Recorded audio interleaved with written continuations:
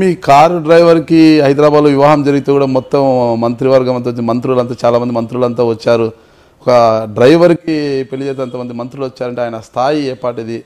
ఆయన పేరుపై కూడా మీరు బినామీ రూపంలో కోట్ల రూపాయలు పెట్టారు. తర్వాత అతను మీకు హ్యాండ్ ఇచ్చాడనేది. ఎవరు మా డ్రైవర్ హుస్సేను బాబు కిందే ఉన్నాడు. అతను అరకు వచ్చేసరికి పెళ్లి కూడా అయిపోయి అబ్బాయికి 2 పిల్లకాయలు కనుక బహుశా ఎవరు డ్రైవర్కి ఎవరు పెళ్లి చేసుకున్నారో అంటే ఆ డ్రైవర్ నా పేరు చెప్పుకున్నారు. విజయవాడకు సంబంధించిన ఒక డ్రైవర్ ఎవరు అసలుకి ఓహో నాకు తెలిసి ఇంకో డ్రైవర్ గవర్నమెంట్ డ్రైవర్ ఉండేవాడు వాడు ఆఖరికి. వాడు ఆ లవ్ మ్యారేజ్ చేసుకున్నాడు. వాడు దొంగ పెళ్లి చేసుకున్నాడు. ఎవరికి తెలియకుండా దొంగ పెళ్లి చేసుకున్నాడు. వాళ్ళ అమ్మ వాళ్ళ దగ్గర పోయి ఆ అమ్మాయి దళిత్ చేసుకున్నాడు. ఆ అబ్బాయిది కాపు క్యాస్ట్ ఎట్లా అనుకుంటున్నా క్యాస్ట్ వాడు చేసుకున్నాడు. కానీ పాపం వాడేది ఇప్పుడు కూడా టీ బంకులు పెట్టుకొని తిరుగుతూ ఉన్నాడు.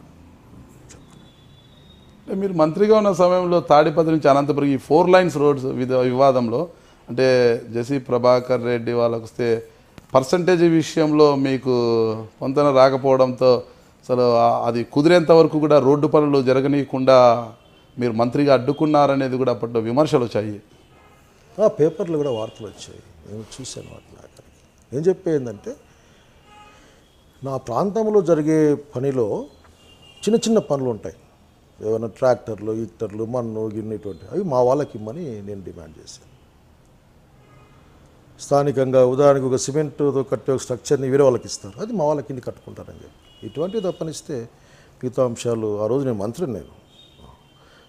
మీరు మంత్రిగా ఉన్నప్పుడు కూడా జేసీ దివాకర్ రెడ్డి వాళ్ళంటే వాళ్ళు పుట్లూరు ఎల్లనూరులు అంతా కూడా వారు కనుసలలో నడుస్తుంటాయి. వారు మిమ్మల్ని వ్యతిరేకిస్తే అక్కడి నుంచి ఓట్లన్నీ కూడా మైనస్ అయ్యే అవకాశం ఉంటుంది కదా. అంటే అలాంటప్పుడు వారితో ఎలా ఢీకొన్నారు ఆ విషయంలో? ఢీకొనే మాట కరెక్ట్ కాదు. సహజంగానే ఇప్పుడు ఉదాహరణకి మన ఏరియాలో ఏదైనా ఒక పని ఉంటుంది, నారాజు వాళ్ళ ఊర్లో ఒక పని ఉంటుంది, మీ ఛానల్దే చిన్న పని ఉంటుంది. ఉన్నప్పుడు ఎవరో నారాజు తెలుసు కదా అని వచ్చి నారాజు సార్ అదిగా పని తిప్పిస్తారు నాకే అంటాడు. అంటే మనం చెప్తాం మనుషులుగా సరే ఇయ్యమ్మా అని చెప్తాం, అంతేగాని దాంట్లో మిగతా అంశాలు అంటే ఏంది ఉండవు. అసలుకి ఢీకొండమనే మాట ఏంది అవన్నీ అనవసరం మాటలు. అంటే మళ్ళీ రోడ్డు పనులు ఎందుకు ఆగిపోయాయి అంటారు? ఎందుకు ఆగిపోయినాయి దానికి ఒకటి ఏంటంటే అన్ని డబ్బులు పీపీపీల కింద వాటి కింద వచ్చేది. రాజశేఖర్ హయాంలో వచ్చిన ప్రపోజల్ అది. జగరెడ్డి గారి కంటే మేమన్నా పెద్దోళ్ళ కాదు కదా నువ్వు అనుకుంటున్నావు అట్లేమన్నా ఏం కాదు. మీరు మంత్రి కదా అయినప్పటికి కూడా అతను జగరెడ్డి గారు మా గురువు గారు, ఆయన శక్తివంతుడు. ఆయన ఆ రోజున అది రాజశేఖర్ హయాంలో 4 లైన్ల 4 లైన్ కింద తాడిపై ఇక్కడ రోడ్ ప్రపోజ్ చేశారు. 300 కోట్ల పైచిలకు రోడ్డు అది. నిధులన్నీ పీపీపీలు అంటే వద్దని చెప్పి కూర్చున్నారు. గవర్నమెంటే పెట్టలేదు. గవర్నమెంటే దాన్ని భరించే స్థాయికి వచ్చినప్పటికీ మొత్తం గవర్నమెంట్ దాన్ని తీసింది. ఈ మధ్యలో 1.5 year 2 years అయింది. సహజంగానే ఒకటికి ఉన్నది ఒకటికి రెండుగా మాట్లాడుతుంటారు కాబట్టి అవన్నింటినీ మనం పట్టించుకోలే. ఆ రోజున పనులు మా పిల్లకాయలకి ఏం లేకపోతే ఏమన్నా మట్టి పనులు సిమెంట్ పనులు చెప్పిన మాట వాస్తవం. దాన్ని వాళ్ళు కూడా ఇచ్చిన కొద్దిమందికి ఆ ఊర్లో పోతూ ఉంటుంది, ఆడ గ్రావెల్ తోలుతూ ఉంటారు, నీ ఊరి మీదే పోతుంది గ్రావెల్ తోలుతూ ఉంటారు, ట్రాక్టర్ ఉంటుంది, ట్రాక్టర్ దగ్గర పని అడిగింటాడు, ఇప్పించుంటాం. అంటే అప్పట్లో మీరు మంత్రిగా ఉన్నప్పుడు అంటే ఈ లిటికేషన్ ల్యాండ్స్ అనంతపురము, నార్పల, ఈ గార్లదిన పరిసర ప్రాంతాలు లిటికేషన్ ల్యాండ్స్ ఎక్కువ కొనుగోలు చేశారు. తర్వాత అవి చాలా పరిష్కారం కూడా కాలేదు. అది నేను కొన్న లిటిగేషన్ ల్యాండ్స్ అయిన వచ్చాం కానీ లిటిగేషన్ ల్యాండ్సే కొనలేదు. మీరు కొన్న తర్వాత ఇది డిస్క్రిమినేషన్ ఎవడు కూడా. నేను ఒక ల్యాండ్ కొనేటప్పుడు అన్ని కూడా మనం మాకు తెలియదు. ఇప్పుడు ఉదాహరణకి ఒక సైట్ కొన్నా, నేను రిజిస్టర్ ఆఫీస్లో అడిగాను ఇది రిజిస్టర్ అవుతుందా అని. అవుతుందన్నారు, మనకు తెలిసింది అంతే. ఆ తర్వాత దాని లిటిగేషన్లు ఉన్నాయి ఇవి అని చెప్పారు. కోర్టు కేసు వెళ్తే దాంట్లో అగ్రిమెంట్ రాసుకుంటాం. ఒకవేళ ఎటువంటి ఇబ్బంది వచ్చినా దాంతో అన్ని కలిసి సహా మళ్ళీ తిరిగి మేము చెల్లించగలవాళ్ళమని అని నాకు కోర్టులో అది వస్తే నేను తీసుకుంటాను, లేకుంటే కోర్టులో గెలిచేలోకపోతుంది.